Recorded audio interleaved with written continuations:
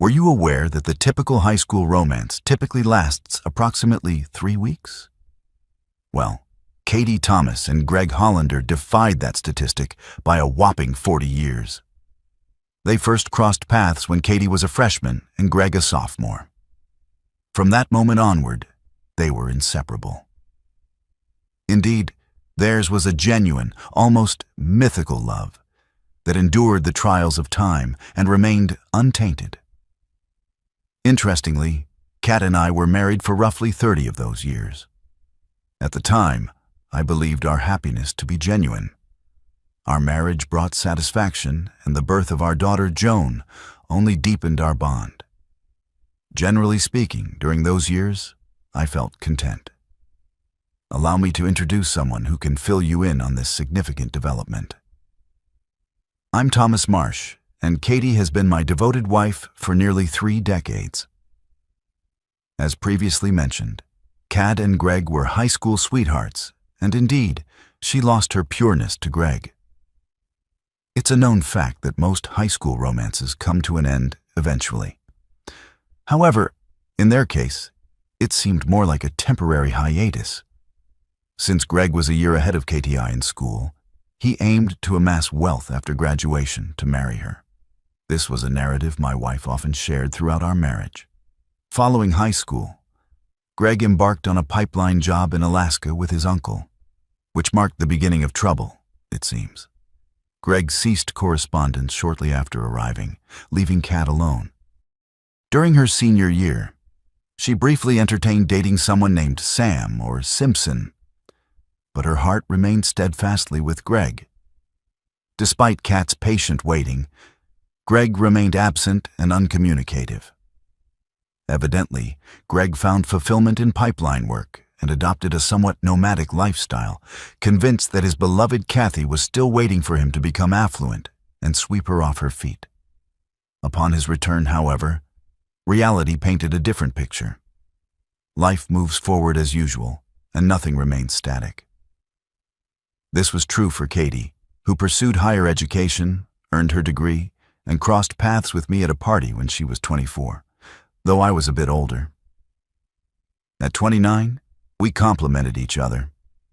Well, I fell for her instantly, and believe she felt the same about me. Our marriage was typical, except for a minor hiccup.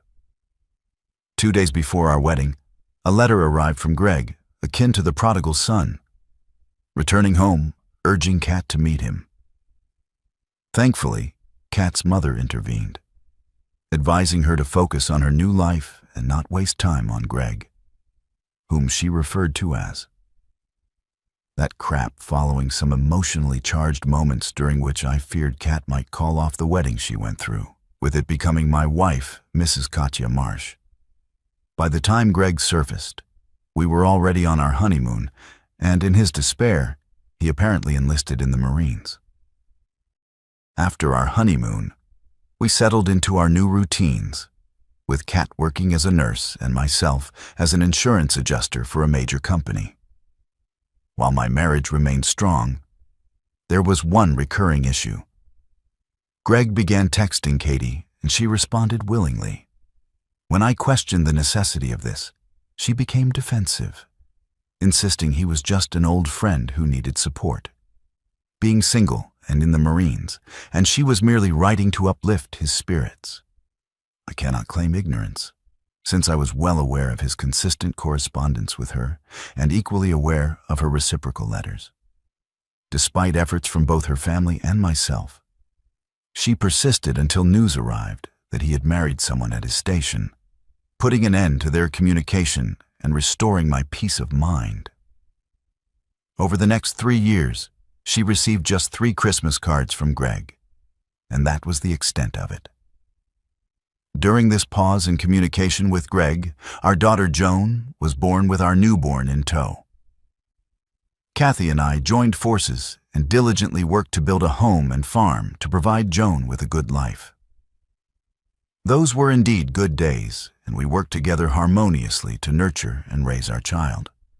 However, as is often the case, a disruption arose. One day, Katie received a letter from Greg, though she never discussed it. I observed our stamp consumption increasing, leading me to conclude she had resumed correspondence with him. Despite this, I chose to overlook it, considering his duty to protect democracy, while I ensured my family's well-being. If they chose to write to each other, I deemed it their business, regardless of my sentiments. Eventually, Kat began sharing with me some tidbits she had gleaned from Greg. He had divorced his first wife, but remarried. He had seen combat and was apparently highly decorated. While I listened with only partial attention, Katie spoke with pride about her former Marine. I gently corrected her, reminding her he preferred to be called a Marine, not a soldier. Katie chuckled sweetly and remarked that she should be cautious. Witnessing her discuss him saddened me, yet I held out hope that someday she would move on and focus on our family. Unfortunately, that day never came. Greg had served in the Marines for 30 years, experienced 3 marriages and divorces, and garnered enough medals to rival General Patton. I realized with dismay that while Greg had become more charming to my wife over the years, I had simply grown older and more predictable. My only solace was the hope that Greg, upon discharge, would settle far from us.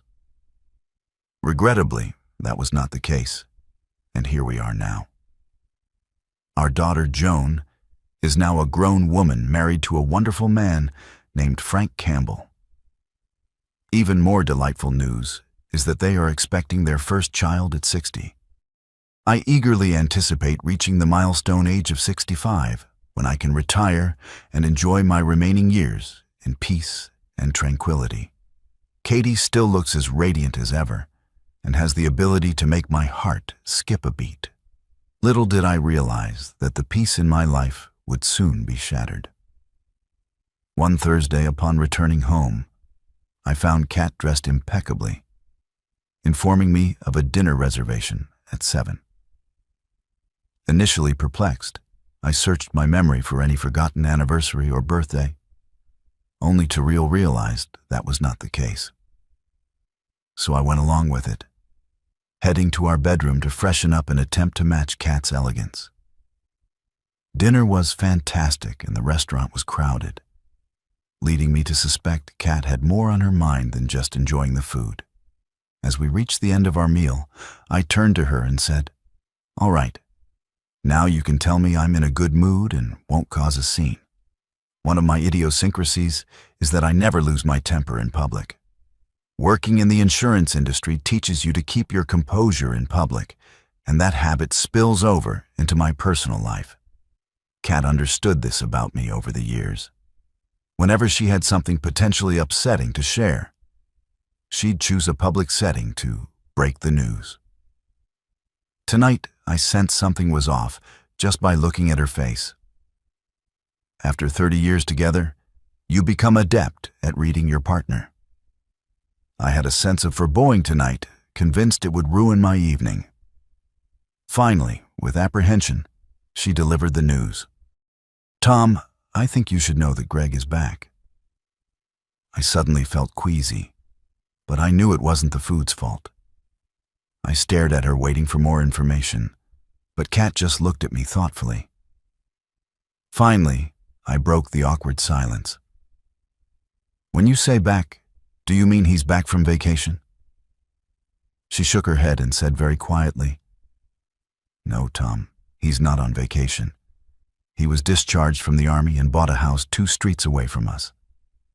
With that, my panic level began to rise, and I quickly interrupted, "And he's going to live there with his, what, 3rd wife?"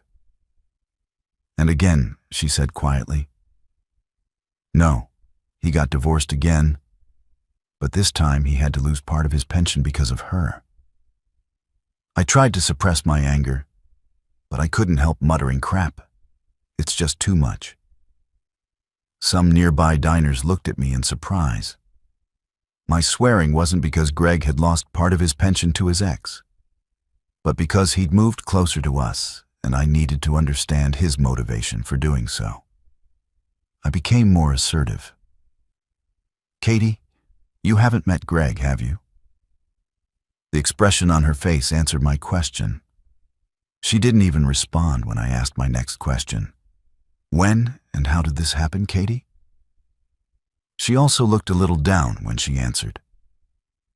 Yesterday, he stopped by our house to tell me that we are now neighbors. My heart was racing, and I continued the interrogation, very afraid of what I might find out. Did you sleep with him, Kat? Once again, her expression told me everything before she confessed. I did it, Tom. But it's not what you think. I peered into her eyes and almost growled. I believe, Kat, that my faithful wife slept with someone other than her husband. Now explain to me why this isn't what I think it is. I did it because he needed me, Tom. When he approached me, he seemed so lost. He's struggling with anxiety or something about a divorce, and he needed me desperately. So I tried to help him. I love you, Tom. But I realize I still love Greg, too. So there it was. My wife had slept with Greg, and he used PTSD and divorce as his way back into Kat's heart and her bed. I stared her down and spoke as firmly as ever in our marriage. All right, Kat. The damage is done. We can work through this and reclaim our lives. But you can't sleep with him again. Do you understand? She looked at me tearfully and said quietly but firmly, I can't promise that, Tom. I love him and he needs me more than you. It was shocking to hear those words from her. But a public restaurant wasn't the place for our private turmoil. I signaled the waiter for the bill. 10 minutes later, we were in the car, heading home when I pressed the issue again. Kat, how can you be with him knowing you have a husband? Have you forgotten the vows we made almost 30 years ago? Remember forsaking all others. She began openly crying, and between sobs, confessed, I'm sorry, Tom, but he needs me, and we found each other again. I can't bear the thought of losing him or you. I was at a loss for what to say or do to make her let him go. With a hint of frustration in my voice, I exclaimed, well, what then shall we? Take turns having days off. He gets you for New Year's, and I get you for Christmas. Stop it, Kat. You can't have two men. She stopped crying and gazed at me with a peculiar look. How about a break, Tom? Now it was my turn to feel embarrassed. What are you suggesting, Kat? She changed the subject. Listen, Tom. Remember about 18 years ago when you took a year off to pursue your master's degree? You did what needed to be done and then returned to your job, and everything was fine. I shook my head irritably. Kat, how can you compare me getting a degree that benefited the family and the company with your involvement with this guy, which only benefits the two of you? At this point, I pulled into the driveway and turned off the engine. Kat reached out and touched my face lovingly, making her plea. Tom, I missed my last year of high school with Greg, and if I had that year, we might not be facing this situation tonight. Give me this year, and we'll get rid of Greg, and I promise to be the best wife to you. I need this time, Tom, please. I experienced a mix of emotions. Sadness, hurt, shock, and depression. The urge to grab Katie's neck and squeeze until her eyes dimmed surged within me. However, I recalled stories about prison and how coup husbands forfeited their freedom and property. In fits of rage, I stated, all right, Kat. If this is truly what you desire, feel free to proceed. But it's crucial to note. Don't expect my approval, and let me be clear. I don't wish to see or hear from you in any capacity for the entire year. Understand also, be aware that in a year you may have no one to return to. I hoped that the strict conditions I set for her vacation might dampen her enthusiasm, but it seemed futile. She appeared deaf to my words. After agreeing, after kissing my cheek, she expressed gratitude and assured me that I wouldn't regret it. I shook my head and conveyed that it was too late, and I already regretted it that night. She desired closeness, but I chose to ignore her. The mere thought of her with Greg made me feel nauseous, and I couldn't bear physical closeness. As we prepared for bed, I grabbed a pillow and informed her I would sleep in the guest room. I noticed this deeply hurt her, and part of me was glad, hoping she might reconsider her plans. The following morning, I woke up hoping that last night was merely an aberration, and that Kat would have a change of heart in the daylight. I was mistaken. Upon entering the kitchen, I found her preparing breakfast, looking as if she just won the lottery. She smiled at me and gestured toward the calendar hanging on our wall. I couldn't help but notice that today's date, June 6th, was encircled by a thick black line. As I sat at the table, I contemplated the irony of this date. In 1944, thousands of soldiers and sailors fought to liberate Europe from tyranny. Yet today, I lost my wife to another oppressor. Katie seemed almost giddy as she served me breakfast, placing it in front of me. She said, "I understand your concerns, my love, but a year from today, I'll return to you and be solely yours. I truly need this time to sort things out and clear my head, and I promise you won't regret it." She smiled contentedly at me before continuing. "I called Greg this morning while you were still asleep and informed him about your permission for my vacation. He'll pick me up in an hour." With every word she spoke, my heart sank, but I felt compelled to give her another chance. "Kat, you don't have to go through with this. I implore you to take more time to reconsider. You can't be certain that in a year you'll be free from him. Focus on freeing yourself from his hold and working on repairing our marriage. I ask you not to risk destroying what we have." She grinned at me with an air of superiority and spoke gently. "Tom, I appreciate the love you've shown by granting me this time.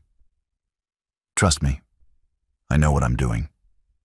Our marriage will be even stronger when I return. Now I need to finish packing, honey, so finish your breakfast with that." She exited the kitchen, effectively signaling her departure from our marriage. Despite the tasteless meal, I finished eating and proceeded to get dressed. Entering our bedroom, I observed Kat's 3 large suitcases packed with her belongings. She smiled at me affectionately and remarked, "I think I have everything I need. Please take these bags to the porch for Greg." I stared at her blankly before responding, "No." Her expression shifted to surprise at my refusal, continuing with my negative response. I added, "Listen, if you're determined to destroy 30 years of marriage, you and that idiot can carry your bags together. I won't assist you in this foolish endeavor." Is that clear Kat appeared on the verge of tears before retorting irritably? "He, Kay, not an idiot. Greg is a wonderful man and a hero who served our country. He's done more than you ever have." I turned away, muttering, "Yes, he's received medals, while I've spent 5 days a week working to provide for you and our daughter. You may be right, but it was meaningless." Katai hauled all her luggage downstairs to the driveway, shooting me disdainful looks with each bag she took. Shortly after, a car arrived at our house, and a man, whom I presumed was Greg, began loading her belongings from our porch. Katie shouted to him that she would be right there before returning to bid me farewell. We stood awkwardly facing each other, and I broke the silence. "First, if you're truly going through with this foolish plan, remember the terms. I don't want any contact for the entire year." I could see it was starting to sink in for her as she meekly replied, "I understand, Tom, but everything will work out. You'll see. Remember that you agreed to give me this year." She waited for my response, but I remained silent. Finally, with a more perplexed expression, she said quietly, "I really love you." She leaned in for a kiss, but I turned away at the last moment, so she settled for touching my cheek. Hastily, I stated, "I can't kiss you knowing you're going to him." Tears streaming down her face, she dashed out of the house and into his arms. Standing at the front door, I watched her embrace him passionately, feeling rage surge within me. 2 minutes later, my driveway stood empty, mirroring the emptiness in my heart.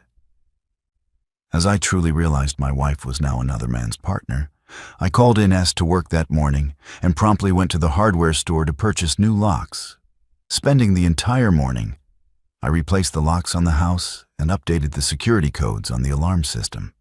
Fortunately, it kept me busy and diverted my thoughts from Katie. However, once I finished, the sadness returned, crashing over me like a wave on the shore.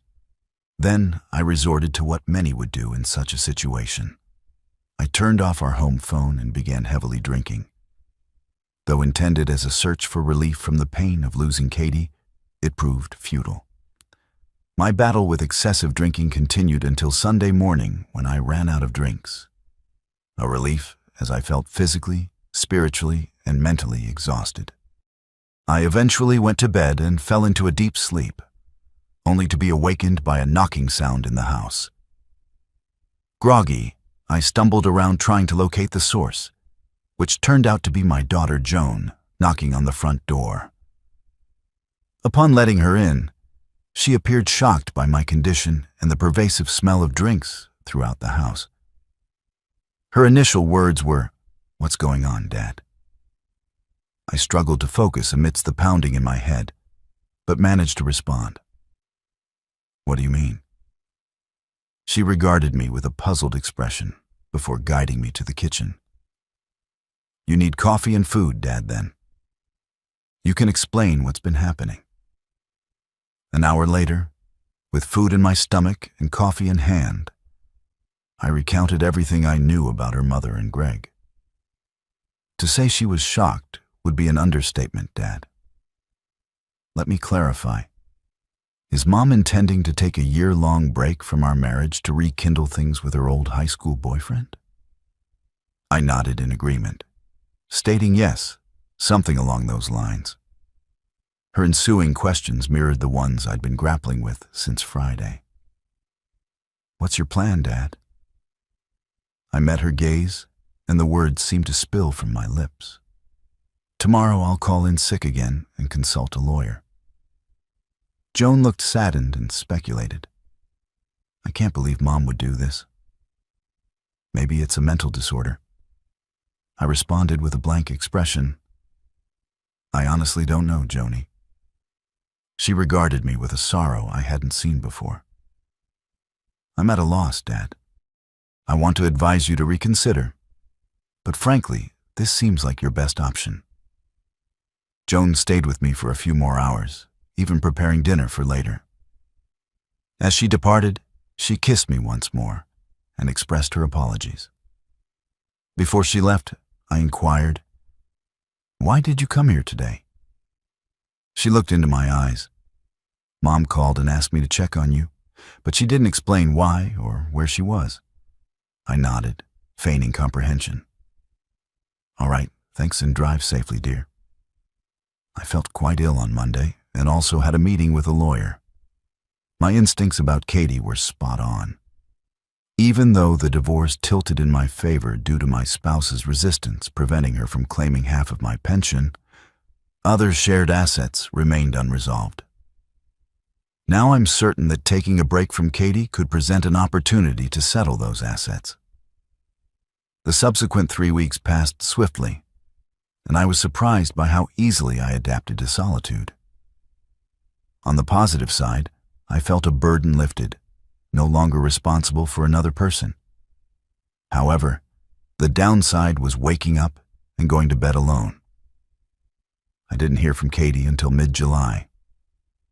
One Saturday I visited Flynn's, an upscale tavern in our city, where I sat at the bar as they entered, holding hands like infatuated teenagers.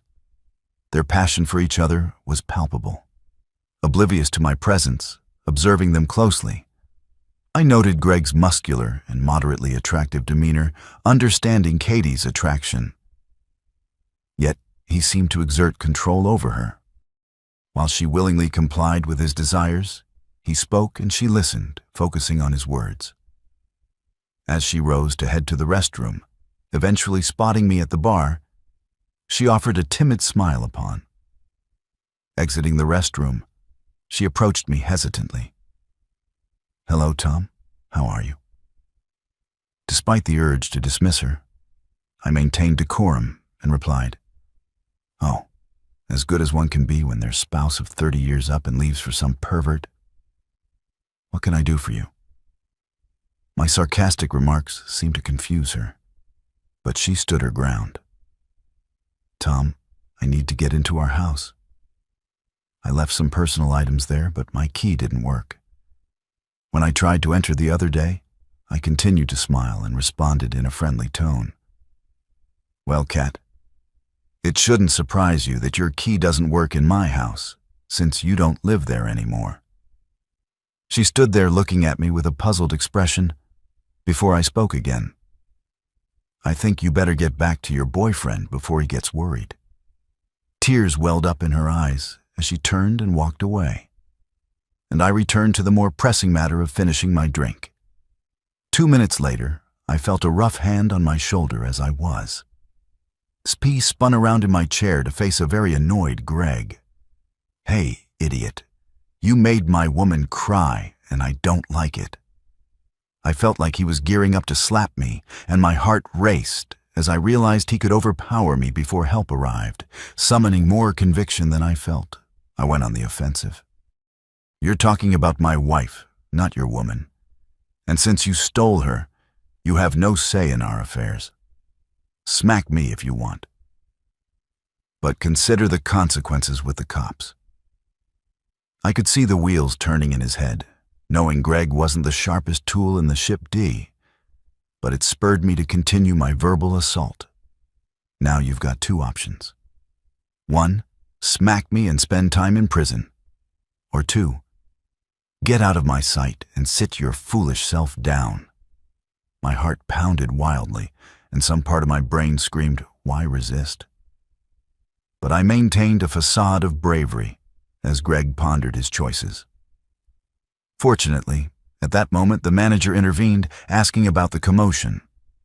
Greg glared at him before grumbling "no problem" and retreating slowly toward Katie. 5 minutes later, they settled the bill and left driving home. That evening, I pondered what personal items Katie wanted from the house and resolved to find out. I spent about 3 hours fruitlessly searching until I uncovered boxes beneath her bureau. Underneath them lay letters from Greg addressed to Katie. As I read them, it became clear to me that this affair with Greg had been in the works for years. One letter dated 5 years earlier.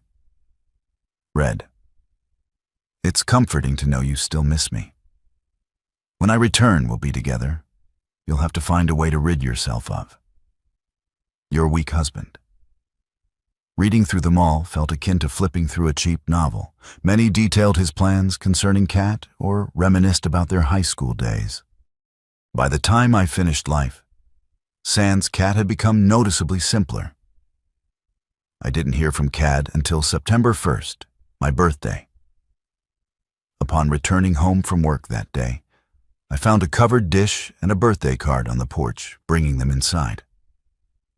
I discovered she had prepared my favorite stew.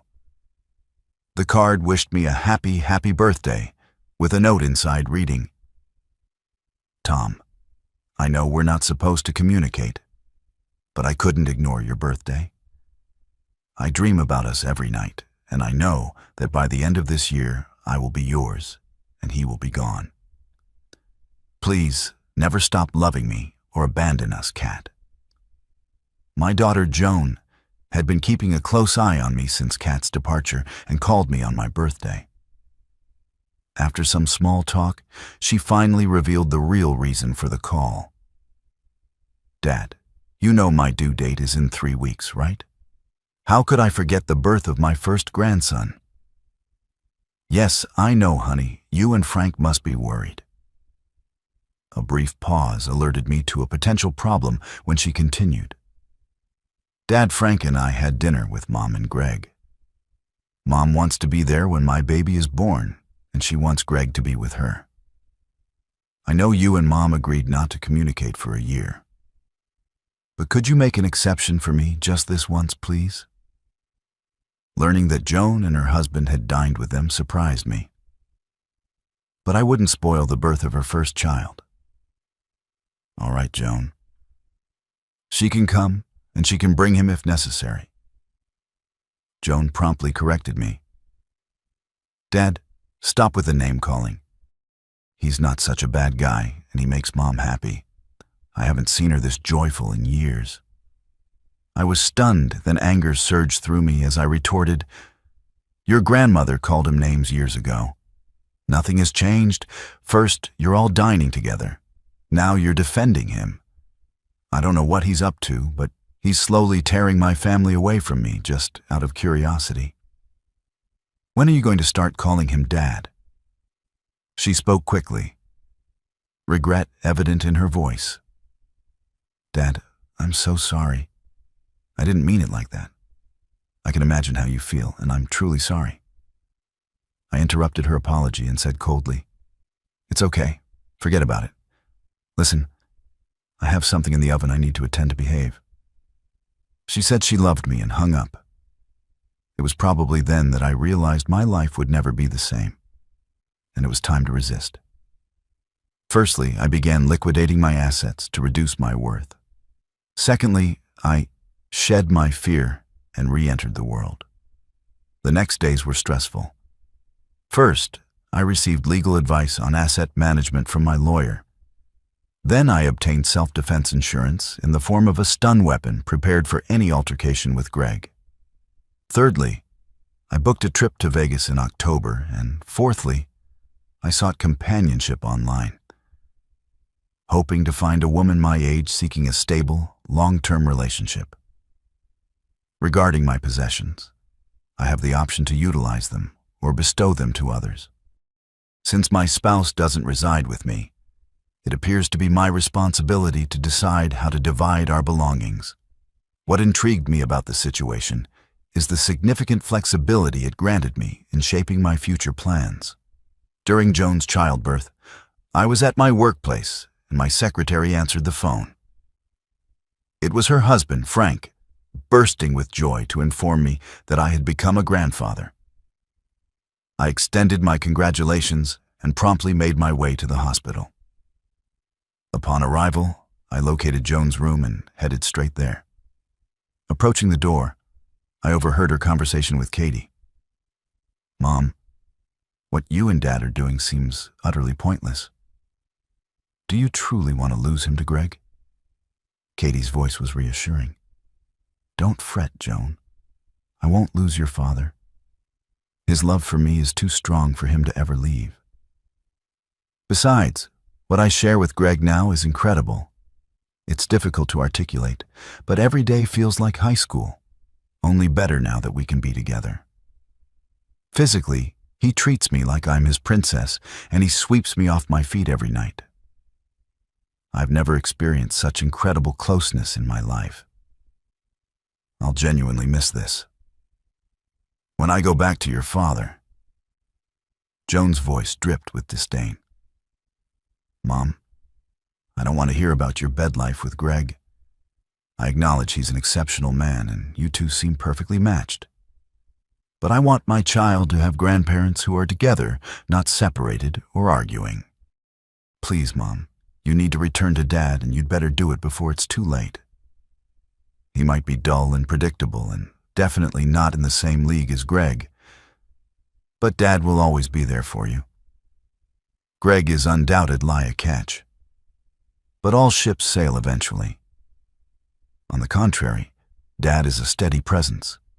He won't abandon you if you do everything right. If necessary, Beg him on your knees, but convince him to take you back." There was a brief silence before Joan fervently pleaded, "Mom, don't wait too long or you might lose him." Keck's voice betrayed her misguidedness once again. "You don't need to worry about your father and me. When I'm done with Greg, he'll welcome me back with open arms." Joan's voice held a heavy dose of skepticism. "I understand you think you know Dad. But I've seen and spoken to him, and he's changing, and not for the better.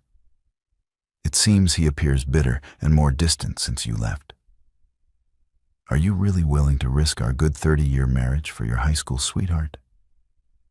Having heard enough, I seized the opportunity to enter the room and exclaimed with a forced smile, "Hey, Mom. Congratulations on your new son. You two must be thrilled." I went over and embraced Joan, pointedly ignoring Katie. It was immature of me, but it seemed easier. At that moment, Katie shot me a dirty look, but Joan beamed as she asked, "Have you seen him yet, Dad?" I shook my head. "No, sweetie, I just came to check on you." Eventually, tired of the insults, Katie intervened in a less than friendly tone. "Hello, Tom. How are you?" I glanced at her for a moment, then redirected my focus to Joan, inquiring about the birth and the baby's name. At the mention of the name, Joan's face lit up and she exclaimed, "Happily, Frank and I both agree. We want to name our baby Thomas after you, Dad." At this, Katie solemnly excused herself, stating she was going to see the baby. Once she left, I took Joan's hands and spoke in a serious tone. "Joan, you know your mom and I probably won't reconcile." I could see my words hit her hard. "No, Dad, I don't believe that she'll come to her senses soon and come back home." My eyes welled up as I continued. "Baby, I now realize I was never enough for your mother. Something will happen soon." Shock and disbelief crossed her face. What I smiled. "Sadly, in the near future, I'll begin divorce proceedings." After I sort a few things out, tears filled her eyes as she spoke. "Oh, Dad, I told Mom she should plead for you to return, but it's too late now, isn't it?" I nodded in agreement. "Yes, I won't be able to reconcile with her. The memories of her betrayal would be too much for me. But please don't say anything to her yet, all right?" She nodded and drew me in for a kiss. We chatted for a few more minutes about various topics, purposefully avoiding any mention of my wife or her lover. Finally, I promised to return the next day and left her to admire the baby. Navigating to the children's ward, I found my grandson among numerous other babies. I was struck by how small and precious. He was realizing the beauty. In the moment, Frank approached me, standing between Katie, Greg, and myself, with a smile. He handed me a cigar. "Here, Dad, smoke." To celebrate, I tucked the cigar into my pocket and gave Frank a pat on the back. "I'll save this for later, son." "Thank you." Watching my wife and her lover holding hands like teenagers made me feel nauseous. "Listen, Frank, I'll come back tomorrow when it's less crowded and the air is fresher. If you catch my drift." Frank smiled knowingly. "I completely understand, Dad, and I don't blame you one bit." As I prepared to leave, Kat timidly called out to me, "Gosh, Tom, it feels like just yesterday. We were bringing our baby home, and now it's surreal that our baby has one of his own time flies. But it flies too fast." I glanced at her, still hand in and with Greg, and left the room without a word. She looked puzzled as I left them standing there. October arrived, turning out to be my best month since Katie's departure. I ventured to Vegas with the intention of hitting the tables and losing as an excuse to diminish our shared assets. However, what made the trip truly enjoyable was the woman I encountered there.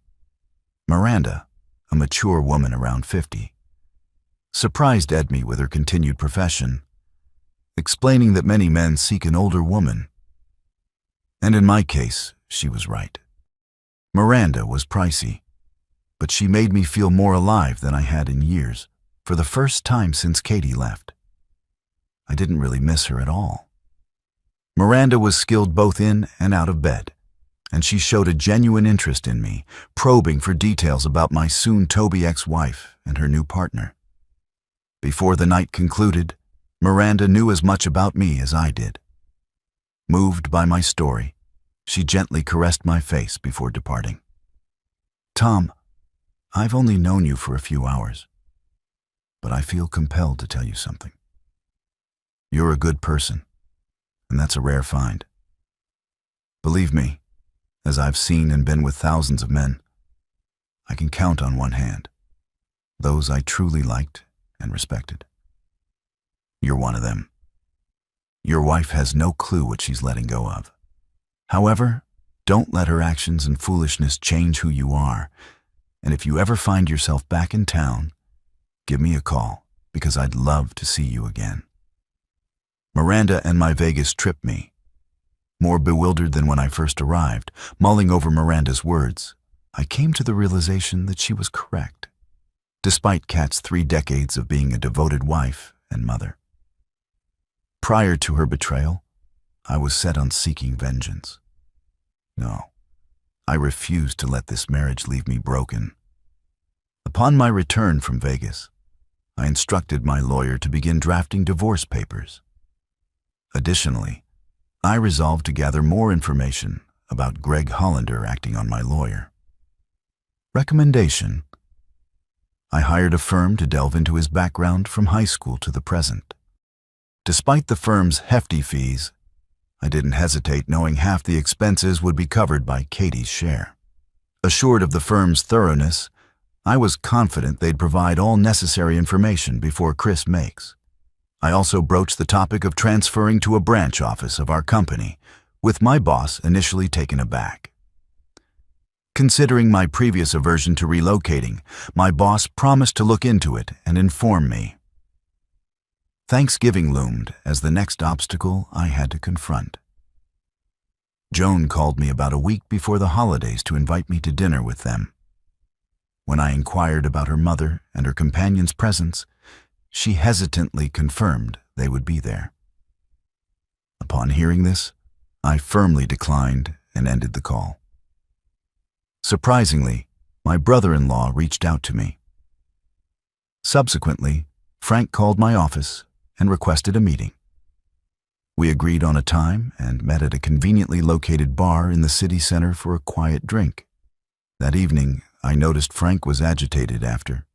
After exchanging initial pleasantries, I ordered 2 double scotches, sensing something was bothering my son-in-law. I sat back and listened as Frank confided in me about what was happening with my wife and daughter. "Dad, you won't believe it, but they're both infatuated with him. It's all Greg, this and Greg, that you'd think he was the guy from the beer commercial. The most interesting man in the world," Frank said. Before taking a sip of his drink, I was surprised by his frankness and began to wonder why he had come to persuade me to attend Thanksgiving. I needed to understand, so I asked, "Do I understand correctly, Frank, that you don't approve of dear Mr. Hollander?" Frank looked at me with evident anger. "Dad, this man is arrogant, self-centered, selfish, and worse, he's so in love with himself that I can't fathom where he has any room left for Katie." Realizing his outburst, his expression shifted to one of remorse, and he quickly retreated. "Sorry, Dad. I didn't mean to disrespect," I reassured him with a smile. "No worries, son. Don't be offended. When did you start calling her Katie instead of Mom? You seemed devastated when she left you." "Since then, I've lost all respect for her now. I was curious. Why did her departure affect you, if I may ask?" His face flushed with anger once more. "I'm sure you noticed during the time I was with Joan that I never discussed my parents with you guys, and I appreciate that you never inquired about them. The truth is, my mother cheated on my father. After that, they split, and my father never recovered. He drank himself into oblivion, and my mother died in a car accident with her lover. I despise cheaters, and now that Katie has become one, I can't stand her anymore. I'm pretending for Joan's sake, but I'm worried. I had never heard about Frank's parents before and empathized with his pain. Yet I was also intrigued by his apprehension. Frank, you mentioned being worried. What's on your mind, son? He took a deep sip from his glass, ordered another, then turned to me. I might upset you with this, but you asked the saying. Like mother, like daughter. Worries me if Katie is turned into a cheater and keeps praising it to my wife. How long before Joan gets tempted to stray too? My eyebrows lifted at his concern. I see where you're coming from. I joined him, taking a contemplative sip of my drink, pondering my next steps. Listen, Frank, don't lose hope. I have some surprises up my sleeve, and I think things might start to change in the new year, also strictly between us. I've got plans to make it a good Christmas for you and Joan, but not so much for the others. If you catch my drift. Frank's smile emerged for the first time since we sat down, and he spent the next 15 minutes trying to pry information from me to no avail. As we wrapped up our meeting, I smiled again. Aren't you forgetting something, Frank? He looked puzzled. What, Dad? I put a hand on his shoulder. Shouldn't you try to persuade me to be a big boy and attend Thanksgiving? Frank's smile widened. Oops. Okay. Will you come to Thanksgiving, Dad? I shook my head in response. No, but I appreciate the invite. Joan called me twice more before Thanksgiving, pleading for my attendance, until I finally put my foot down. Look, Joan, when your mother left me back in June, I made it clear there'd be no contact for a year. She wanted to end our marriage. I've already broken that rule once for little Thomas's birth, but I won't break bread with them. Is that understood? The holiday arrived, and I had a frozen dinner. I felt lonely and sad, but it beat. Watching Katie and Greg exchange looks. December arrived, bringing with it the looming prospect of another family holiday. I dreaded it, but I knew it'd be the last one I'd have to endure. December turned out to be eventful. Firstly, the company offered me a position in Spokane, Washington, starting in January, and I accepted. Secondly, the private investigator's report on Mr. Hollander came through, and it was revealing. Apparently, old Greg had a history of infidelity, with 3 ex-wives divorcing him for infidelity. He also had children from women other than his wives, for whom he paid child support. Furthermore, his last wife received half his pension in the divorce, and he was demoted from an E8 to an E6 in his final year in the Corps. In short, his financial and moral standing appeared rather dubious, if not downright dismal. The latest positive development is that Katie will receive her divorce papers on the first business day after Christmas. Now the old holiday spirit was coursing through me, Joan, to discuss Christmas plans, and once again she pleaded for a true family gathering. When I inquired about Greg's attendance, Joan became irate. Dad, you need to accept it. HEK part of our family now, whether you like it or not. I cut her off abruptly. Right, I don't like it. But for the child's sake, I'll be there.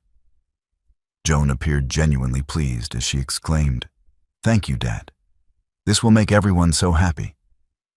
I doubted that would be the case, but who was I to spoil the fun? 2 days later, upon returning home from work, the phone rang and instinctively I answered. Hello? The line remained awkwardly silent, and I almost hung up when a voice finally responded. Tom, it's me, Kat. What's wrong, Kat? Are you hurt? Her voice sounded hesitant. No, I'm fine, Tom. But I wanted to thank you for agreeing to come for Christmas. I realize now how much I've hurt you. We've never spent a holiday apart in 30 years. I was miserable at Thanksgiving living without you, and I've been reminiscing about us so much lately. I cut short her nostalgic trip. Well, Katie, I'm glad to hear you reflect on us. However, I must remind you that when you initiated this separation, I insisted on no communication between us.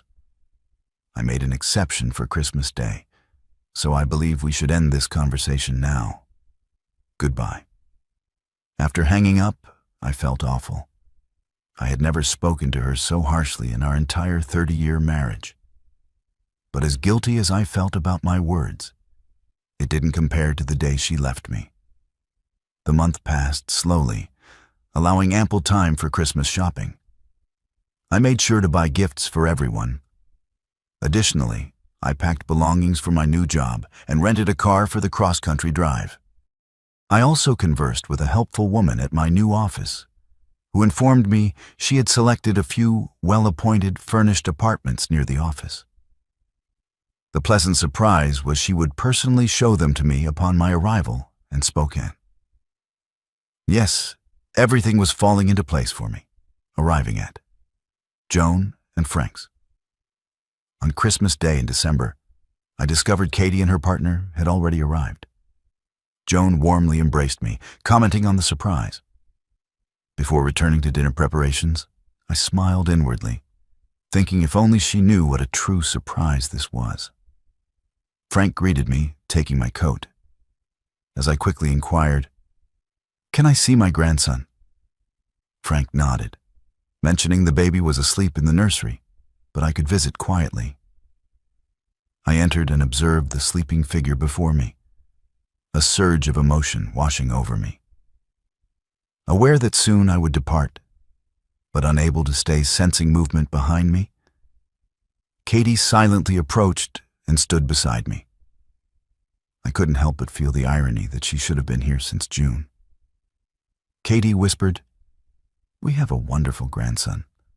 Tom filled with sadness. I replied, "Yes, Katie, but who will he call Grandpa? Me or the fool or both?"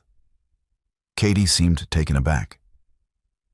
"Why would you say that you're the only grandfather this child will ever have, Tom?" I murmured quietly. "Let him hope you're right, Katie." And then I left the room.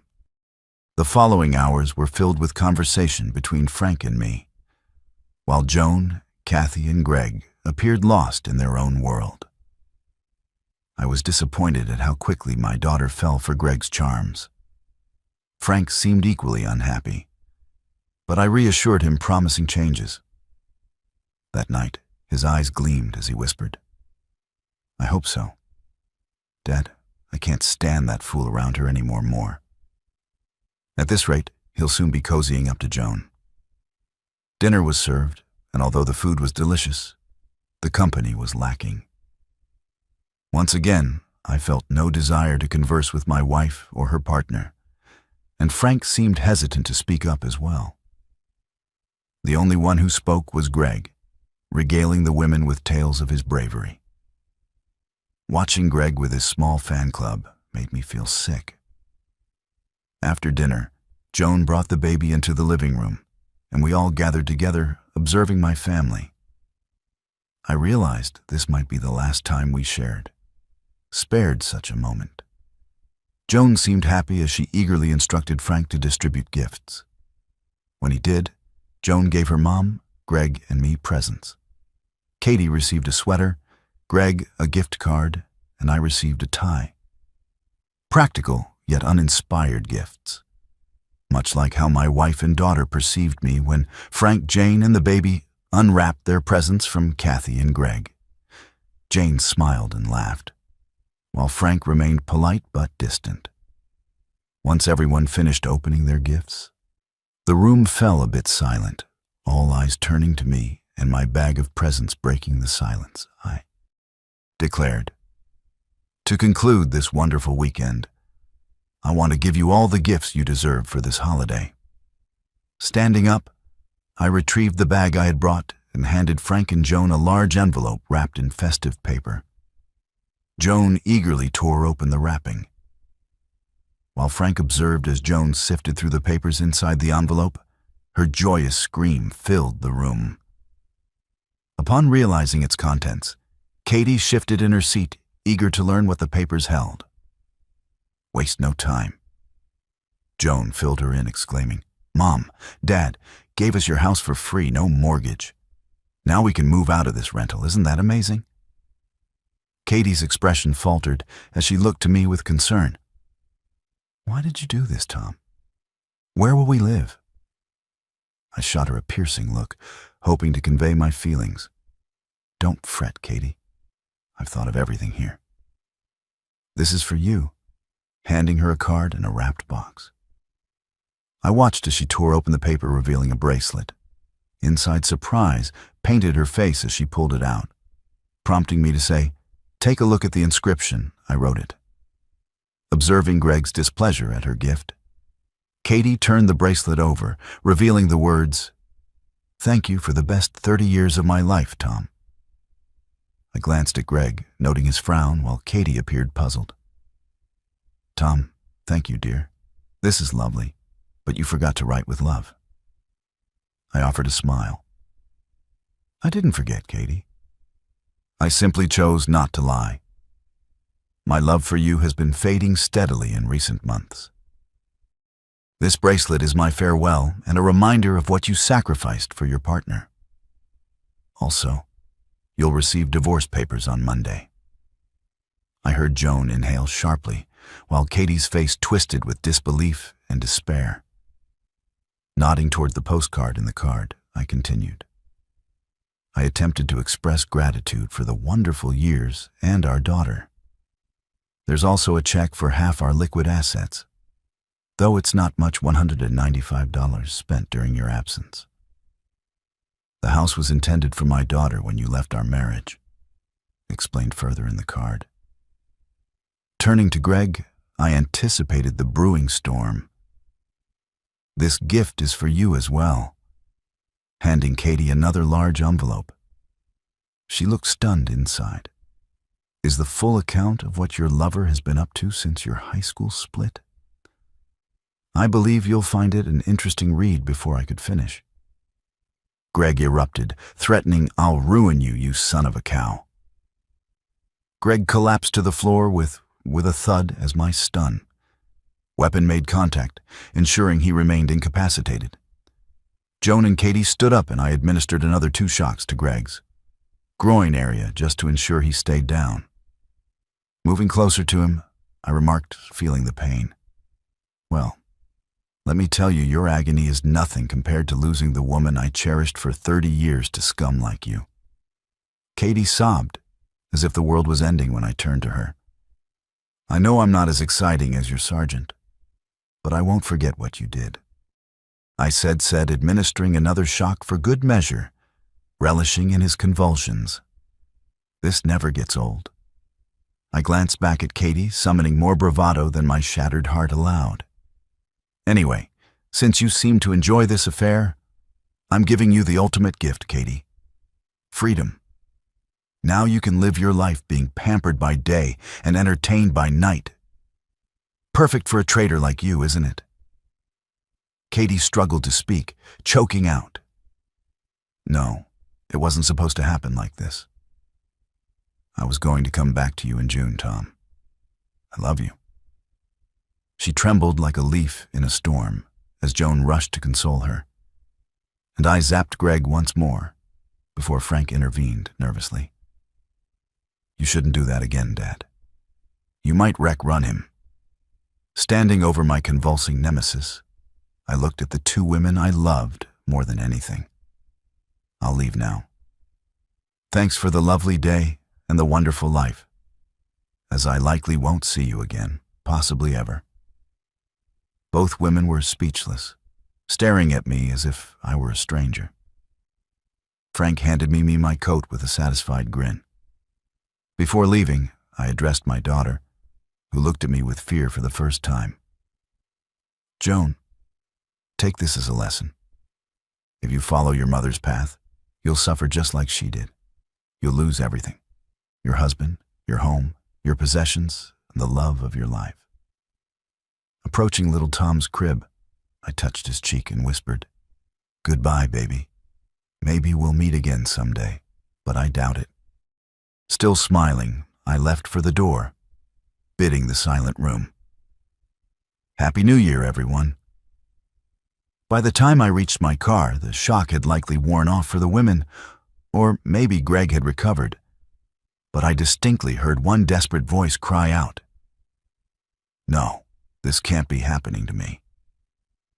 Starting the engine, I thought about Vegas on my way to Spokane, where seeing Miranda again wouldn't be unwelcome.